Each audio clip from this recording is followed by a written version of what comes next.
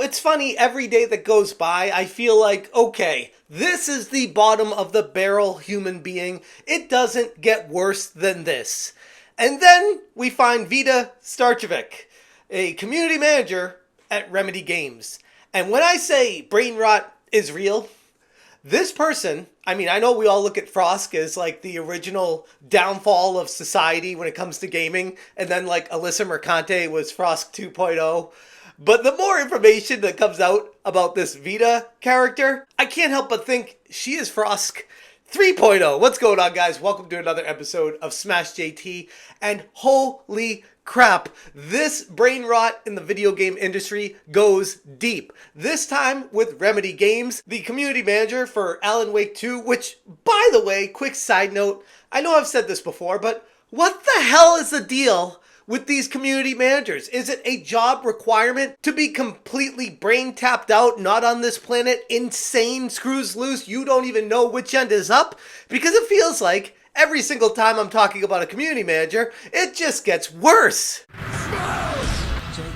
Hit that subscribe, give me a like, and check out smashjt.com for the full and very thorough article going through Vida Starčević and her nearly 7 years of employment at Remedy Games, empowered by the powers that be at that company to continue working there throughout years of unhinged tweets against white people. And this is one of those constant themes that I keep seeing coming up, and I'm like, it's so strange in the game industry for white people to hate white people. Here we go again, finding normal folks in the crosshairs of yet another crazed social justice crusade. This time, it's Vida Starčević, a senior community manager, not just a community manager, a senior community manager for Remedy Entertainment, who somehow still has a job after years of batshit crazy tweets attacking the very community that she's supposed to be working for and building. She is doing anything but that. And here's the thing, before I even go even further into this, it almost feels like Remedy Entertainment in general doesn't care about sales goals. They don't care about making money. I mean, yeah, obviously they take that as gravy, but finding out more about this institution of a game corporation, it feels like they have more activist goals in mind where they want to push a message to gamers at any cost, up to and including completely destroying their own brand. Starting with Vida, who is now publicly called for bigots to be removed from gaming communities following a meltdown in the shutdown of Firewalk Studios game Concord. So if you don't agree with her ideologies and what she expects of this planet, then you are the problem and you need to get out of this industry that this tourist has taken over and put flags down and saying, this is my area now. To give full context on what's transpired and what Starčević said, we need to go back to the beginning of when Concord actually crashed and burned, how Daniel Ahmad took serious issue with that, who's someone I've talked about briefly in the video where I was laughing at the meltdowns from journos, where he commented on Twitter, the comments around Concord from right-wing grifters shows the power of collective self-deception. If you say delusional stuff about DEI enough times and build a conspiracy-focused narrative, they start seeing the false narrative everywhere. I guess we have to live with this now. Oh, because it couldn't possibly be the truth. That's the last thing an activist opposing reality would say, is acknowledge the truth, the reality of what's actually transpiring. No. It's just this crazed conspiracy theory with tinfoil hats from all those right-wing grifters. They're trying to make money off this situation. Yeah, that'll make people believe me instead. And of course, the underlying emotional response is standard bigotry, nothing new, except now there are grifters putting on a 4-act stage play about how capital owners have gone woke and therefore no longer care about the profit motive for some reason. Yes, that's actually exactly what we're saying, and that's what I started this video off with. Yes, that's exactly what's happening. The people running these companies have made so much money in the past that they literally do not care about money anymore. They are not motivated by money. And I know that's a really hard concept for a lot of people to understand, but think about it like this. If you made enough money in your life to be set for life, you don't need to do anything, you can then start to push political and propaganda and agendas to try to get people to groupthink the way you want them to. Because ultimately, having people think the way you want them to is the real power. But people like Daniel can't admit that, because that would mean that he would admit that he's wrong, and that's one thing that these people can never do. Then we have Khalif Positively Peddler Adams on Twitter, who blocked me for some reason, even though I've never interacted with him. All I've seen is some really egregious left-wing woke ideologies pushed by him, and clearly he doesn't agree with my stance on things, which is fine. He quote tweeted Daniel Adams saying, "Prune all your gardens, push out bad actors, prepare your teams for the current conversion zeitgeist. Give your community and social teams autonomy and resources to battle against toxicity. Relay how all of this can impact the bottom line early to investors." If that doesn't sound like someone who is completely off their rocker, I don't know what does. And this was in response to Concord failing completely, when everybody, or at least real gamers, were saying, this is not what we want. Change it to what we want, and perhaps we might purchase it. And they didn't listen, and the game failed. But for some reason, now that's the gamer's fault. And Khalif here wants to say, give your community and social teams autonomy and resources to battle against toxicity.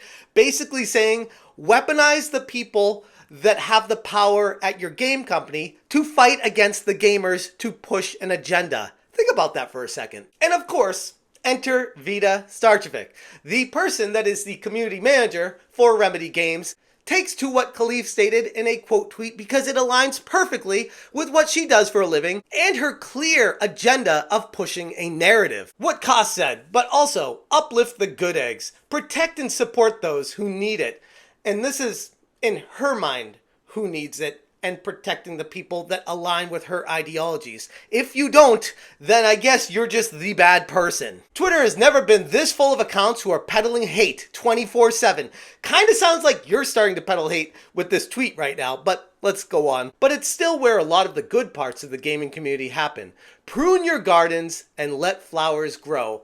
Basically saying we need to weed out the bad actors. Again, based off of her ideologies of who she politically, narratively, agenda-based wants to align with. And if you disagree with that, then you are the problem and you need to be weeded out. She continued saying, getting bigots out of your communities is a band-aid and not a permanent solution. This sounds like it's getting a little bit too aggressive here. Just saying, like, take your foot off the gas, Vida, just a bit, because right now you're starting to sound a bit unhinged. Modeling desired behavior. So people need to be aligned with groupthink, how I think. Modeling desired behaviors and championing the kinds of community members you want to be the majority in your community takes time and effort. Basically saying she knows that the people she wants to be like her are the minority, and it is her goal in life to change people to groupthink like her. She does not care about money, okay?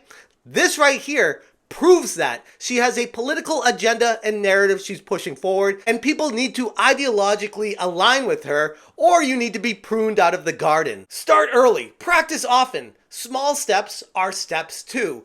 Almost like this is a rallying cry for crazy people to try to get people to get to be crazy with them. But here's the thing about people who think rationally.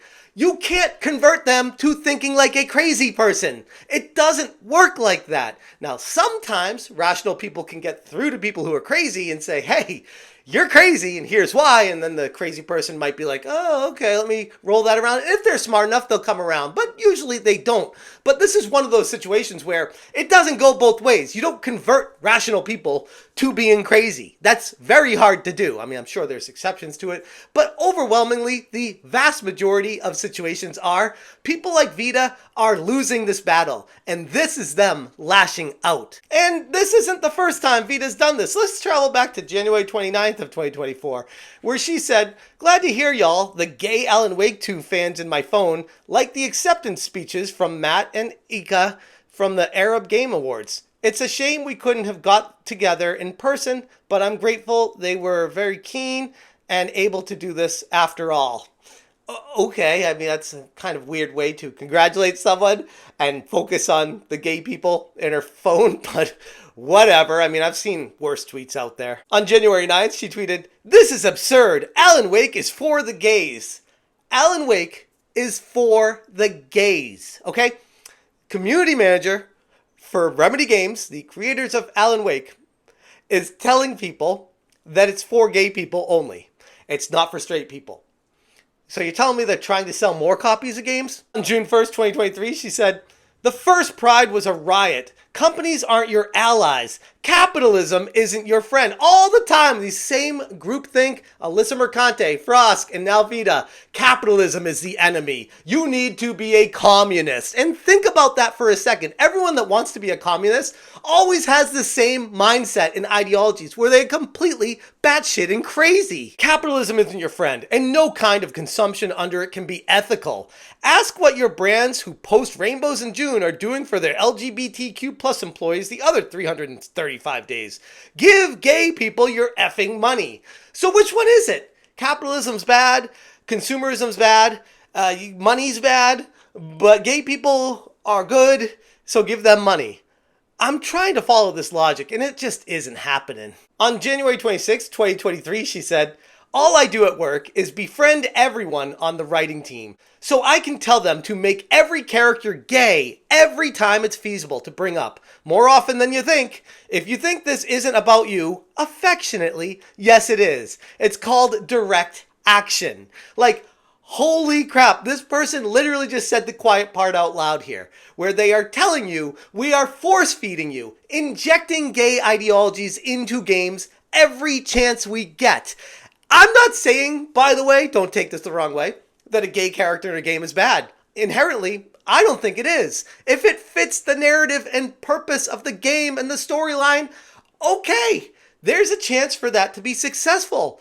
But the vast majority of the time, we're seeing this injection of DEI for the sole purpose of injecting an ideology into a game, not for making money, or even in this case here, proving straight up, not making the game any better, just injecting it for the sole purpose of injecting it. And as I talked about in a previous video with Take This, the scammy organization, charity that pretends to help people with mental health issues, is obviously being peddled by Vida Starčević here, because it's one big club and we're not in it when it comes to the video game industry, and they all work together to push their ideologies forward. In quote tweeting Take This, Vida said, "Hit tweet, give Take This your money if you have some to spare. They do great work. If you're strapped for cash, spread the word that they're looking for donations." Starčević has been vocal about pushing certain racial and gender quotas in her professional role, expressing frustration that influencer agencies were sending her pitches wall-to-wall white men and urging them to do better. Something that continues to surprise me about Influencer Manager is while I repeatedly and vocally insist to agencies that they should pitch us diverse creators for paid initiatives, the initial deck proposal I get almost every single time is wall-to-wall white men. Do better. This is a person that is trying to indoctrinate people, and they think that the best way to do that is by getting minorities into that group, because honestly, I'm thinking based off of what she's saying here that she thinks it's easier to transition minorities because they're not as intelligent. Think about that for a second. This is her words, not mine, by the way. She doesn't want white men in her ideology because she gets rejected by that all the time. It's a very strange approach, and these people will stop at nothing to push an ideology, up to and including trying to get minorities involved so that they can push an agenda, because she's not successful doing it to the white people. Maybe I'm naive, but it's surprising to me how I still have to say, "Show me diverse creators, please," in every single brief. I'd expect that in today's media landscape, a diverse range of creators would be given. It's frustrating that it's not. Again, what I previously said, a diverse range of creators helps her push her ideology in her mind because she thinks she's able to change the perception and outlook of these people easier than white people. That is insane. I'm saying this with respect for all my fellow devs and hope they come to the space with only good intentions in their hearts. Okay, only good intentions in their hearts. What would be a good intention for you, Vida? But to me, the what a game dev looks like hashtag might not need quite as many white men participating. We know that's what game devs look like. Again, the community manager for Remedy Games that was hiring Sweet Baby Inc. to inject DEI into Alan Wake 2, having it fail miserably, not make up the money that it cost to create the game, is still employing this community manager that is pushing ideologies on the entire Twitter community. The great enabler in all of this is Remedy Games. Let me take a quick look at that because let's be real. From my research, Remedy Games is a complete catastrophe. Starting with Sam Lake, the writer, director, and BAFTA-nominated actor for Remedy Games. Most notably, people probably remember him from being the original Max Payne, but also Alan Wake, sides with these crazy. And as you'll see here, he supports resident lunatic Alyssa Mercante and even donated to her proven scam of Trans Lifeline charity for some virtue signal points. And on Twitter he said, I made a donation to Trans Lifeline as part of the fundraiser held by Alyssa Mercante. It's an important cause. Is it? Because they've been found to be funneling and embezzling money and not even actually using it for what the purposes are that they promised it was. But apparently they do good things, so it's okay. If you want to make a donation, links and details can be found below. So not only did he donate to the cause, but he also tried to amplify it and get more people to donate to her. And like I said, it's one big club and you aren't in it. Vida Starčević was at Summer Games Fest and tagging Alyssa Mercante, and they chummed it up in the comments section because that's what all these people do. They're all one big group of friends. They all get together, have drinks, and push their own narratives together and their ideology in one big groupthink, and they're trying to move together to force this ideology on gamers. That's what's happening. That's why my channel is growing so rapidly right now. People are seeing this. People are waking up to it. It's not some ghost in the mirror, some pretend thing we're making up. It's real. It's tangible. The evidence is right here with the tweets that I'm reading from them. Like, this is actual stuff that they wrote. There is nothing made up in any of this. And showing them their own words is holding a mirror up to their face. And that's one thing